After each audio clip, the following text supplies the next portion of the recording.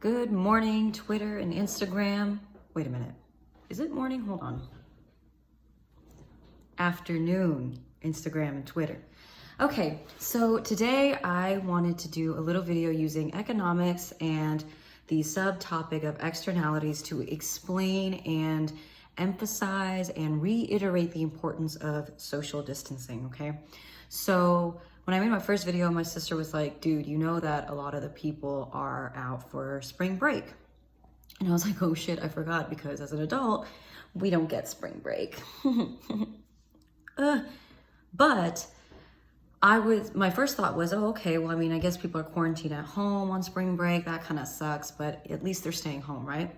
No, I started reading a lot of these articles and I found it very upsetting that a lot of these articles were reporting, especially there's one by the Washington Post, where they were reporting that a large part of the hospitalizations were by an overwhelming amount of young people because they did not practice social distancing. They did not practice isolation, quarantine if they were showing symptoms of any kind. And they clearly were not taking this virus seriously. And I know the younger generation has this whole idea of, you know, if I die, I die. I'm here for a good time, not a long time. Okay, I know that's how normally we think, especially with threats that face our generation, like climate change and, well, pretty much climate change is the big one.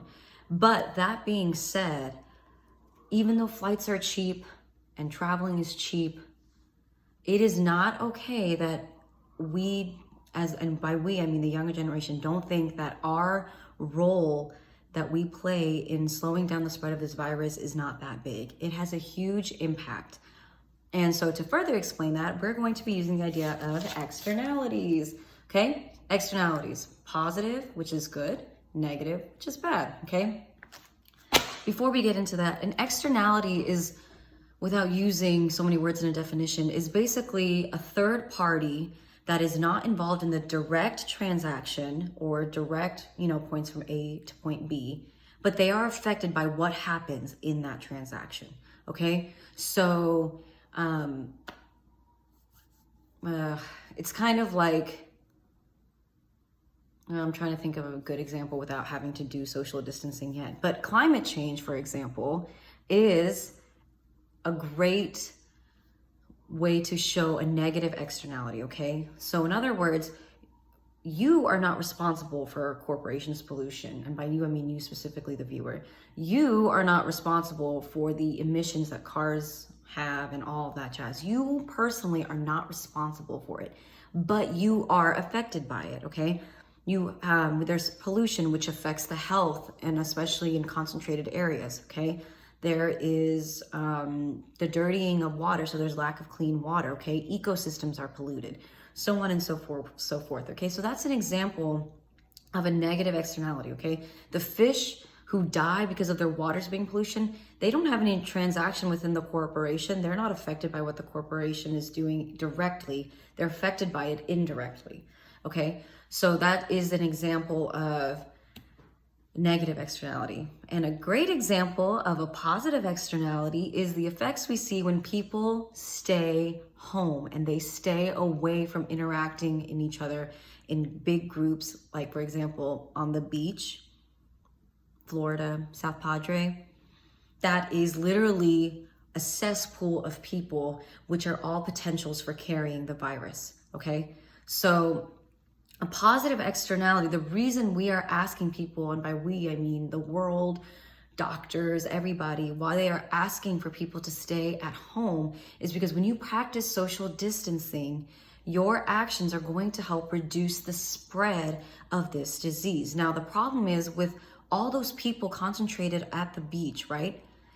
They are all now going to be carriers of that virus. If one person on that beach is infected, okay, and they don't know it, but they're infected, guess what? Now everybody on that beach is potentially a carrier of this virus, okay? Now they've all been exposed to it. They're all a carrier of this virus, all right?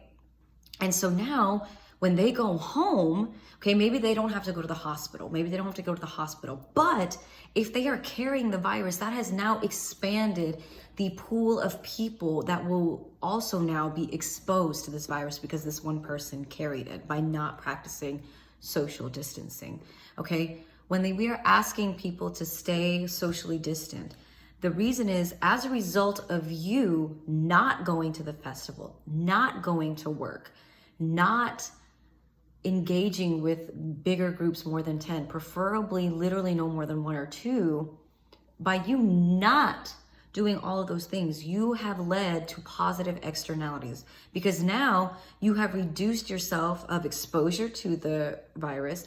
If you reduced your risk of being exposed to the virus, then obviously you've reduced your risk of carrying the virus, which means you reduced your risk of infecting somebody else, okay? And what we are hoping to do is essentially build up herd immunity, okay? Because there are people who are immunocompromised. If you're older, you just have a generally weaker immune system because you're older, or you just have a weaker immune system. Those people have a much higher risk of contracting that virus. And so the more people that are carriers of the virus, even if the people who are carriers of the virus are healthy and get over it, it doesn't matter, because they have a higher chance of infecting somebody else who will not be able to easily get over the virus and may very well die from it, okay? So that is why they are asking you to not engage with so many people, because a negative externality is the very opposite. If you do go to work, if you do engage with lots and lots of people, okay? A direct reaction would be that, yes, you contract the virus and now you've got symptoms, okay? But say, you know, but even if you don't get the virus and you go home, you might, that virus takes a long time to kill, okay? It doesn't go away in the air like minutes. They've shown that. It stays on surfaces. It stays on, in the air a little bit longer than we would thought. So whether you contract or not, it doesn't matter. By not practicing that, all the people that are at that beach are now going to go home. And someone is without a doubt bound to be infected, which means they're just increasing more cases. And the reason this is so important is because we do not have a cure. We do not have a vaccine. And what we're hoping to do is not overwhelm our medical infrastructure, because quite frankly, it is not built to handle a pandemic like this. We're running low on time. We're running low on expertise. We're running low on medicine. We're running low on, you know, hospital beds and ventilators and everything, okay? We do not want to overwhelm our doctors and our medical professionals and everybody for that matter, okay? Another negative externality of this is the longer people stay sick and the longer this virus doesn't get reduced in its spread, the longer it takes our economy to go back to normal, the longer it takes for people to get jobs again, okay? If you got let go during this time, or you're not working, okay, because of a lack of consumer confidence that has resulted in this mass spread, it's gonna be harder for you to get your job back maybe. It's gonna be harder for people to come in to wherever you work and receive the services that you provide, okay? So without a doubt, a recession is coming. But if we say socially distance and we kind of nip this in the bud, for lack of better words, we can reduce how intense and how long this recession can be and hopefully recover quicker, okay? But if we don't stay away from one another, that is going to be even worse, okay? Because and again, we're not saying that social distancing is gonna eradicate the virus. All it's gonna do is slow it down, okay? But the longer it takes to slow it down, the longer it's gonna take our economy to recover, people to get their jobs back, kids to kind of get back into the mentality of being in school, if they go back to school at all, which is looking highly more and more unlikely, okay? But if we want a future, okay, the actions that we do today will ensure whether we have a future or not, and we can live to tell our kids about this, or whether there's not a future, okay? So it is essential when we're talking about social distancing and please listening to the experts and doing what we're told, that is why we're doing all of these things. It's kind of like, to put it in the most simplistic terms, you know, when you're in kindergarten and you have recess, right?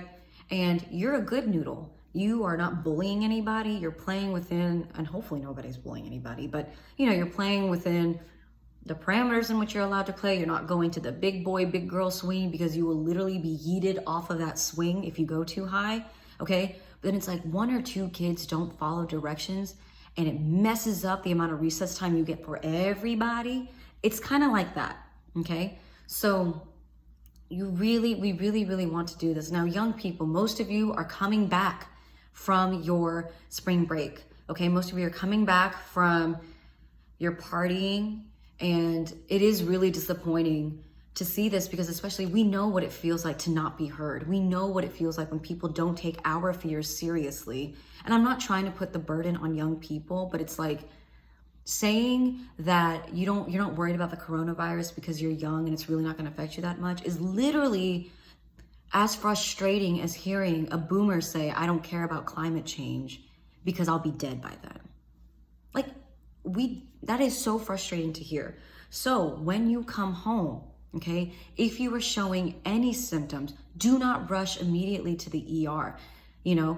Make sure that you've realizing your symptoms and making sure that it's not allergies, it's not the flu. It is, in fact, what the symptoms are more consistent of the coronavirus.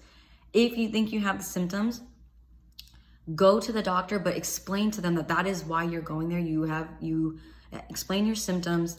And if they're mild, manage them at home, okay? Go take your Mucinex, sleep, drink your vitamin C. If it gets worse and you start having shortness of breath and you're not being able to manage it with over-the-counter meds, that's when you need to go to the doctor. That's when you need to go to the hospital.